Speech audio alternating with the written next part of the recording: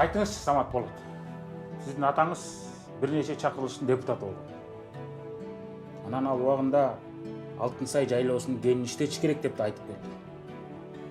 Эми ал жакты казганга сиз эмнеге каршы болуп атасыз?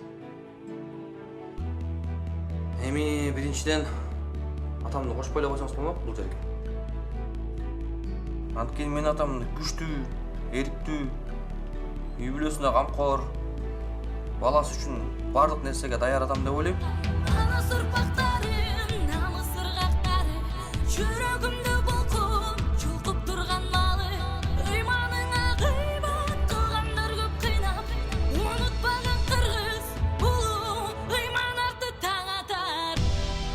Атам мени көрүп атат деген үмүтүм чоң. Ошондуктан ата. Кандай болгон күндө дагы мен сизди жакшы көрөм.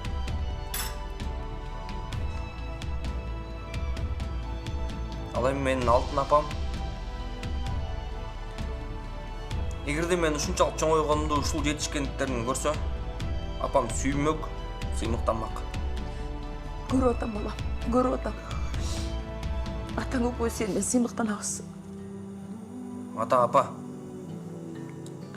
Мен силер ойлогондой татыктуу уул болууга бардык аракетимди жумшайм. Ал эми Алтынсай боюнча мына мен ошол жайлоодо чоңойгом.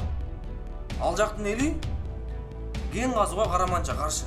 Анткени мындан бир топ жыл мурун ошол жакка кен казабыз деп келишип, биздин тоодон келген суубузга уус чачырап кетип, малдын баары кырылып, элдин баары ден соолугу начарлап кыйналган. Ошондуктан силердин бул арам оюңарга эл дагы каршы, мына мен дагы каршымын.